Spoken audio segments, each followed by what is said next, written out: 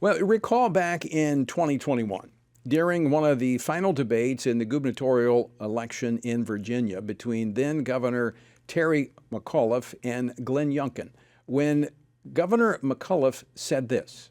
I don't think parents should be telling schools what they should teach.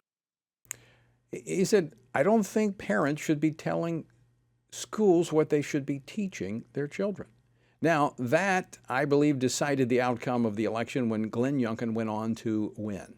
We'll talk later with his Secretary of Education and how they are now involving parents, but I first want to explore why the left is dead set against allowing parents to engage in their children's education. We're always told that parents need to be involved in the education of their children, but when they do get involved and it's not to the left's liking, they want to block them out. So while there has been a wave of parental involvement in the last few years, the left has noticed this, and they are working to crush. They're working to crush it. This has taken place from coast to coast with both California Governor Gavin Newsom and, as we just heard from New Jersey Governor Phil Murphy, threatening lawsuits against districts that defy the left's LGBT agenda. Joining me now to discuss this is Meg Kilgannon, Senior Fellow for Education Studies here at the Family Research Council. Meg, welcome back to Washington Watch. It's great to see you, Tony. Thanks for having me.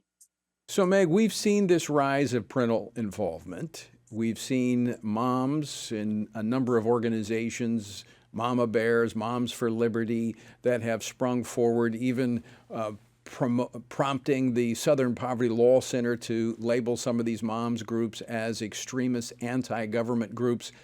What is the left afraid of when it comes to parents?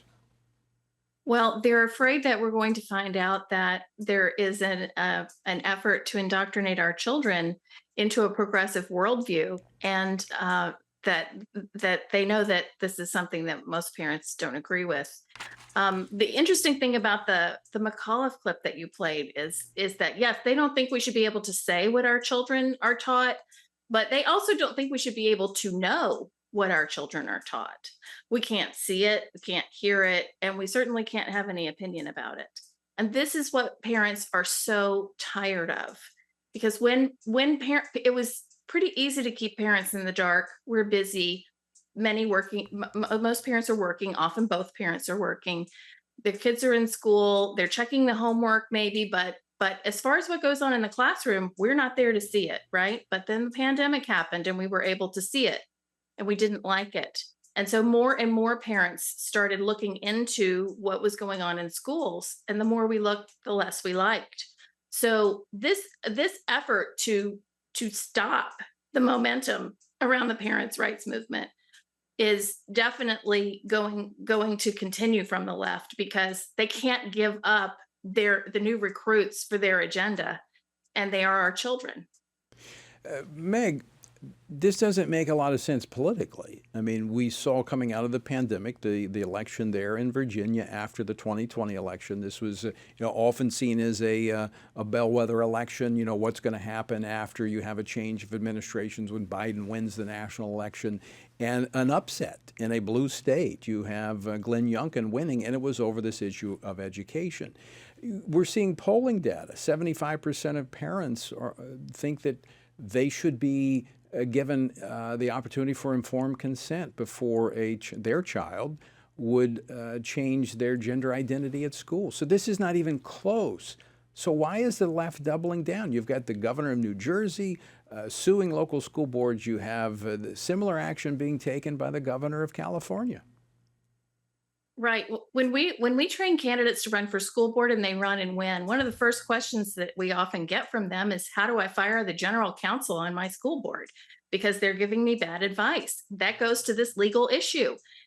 There is a progressive legal movement in this country who is advising school boards to go along with every fake civil rights agenda, sexual civil rights agenda for children that can be thought up. And this is simply not okay with most parents. Even parents who disagree politically do agree that we shouldn't sexualize children. There's enough porn outside the school building. We don't need to be putting it in the school building. And so most parents can agree on a lot of these things. The left, it has the advantage of a complicit mainstream media. And so you have people who are in one information bubble on our side, and then you have people who are in another information bubble on the other side. And so when Phil Murphy comes on to CBS this weekend and says, isn't this great? We're just defending people's civil rights. There's a group of people who want to believe him, who very desperately need to believe that that's true. And they do believe that that's true. But we know that he's not honest. At the top of the program, I showed a headline from ABC News where they were essentially lamenting the fact that the mama bears may be the soccer moms of the 2024 election. Is this an effort to try to marginalize those moms who get involved, to try to thinking somehow that this is going to squelch that movement?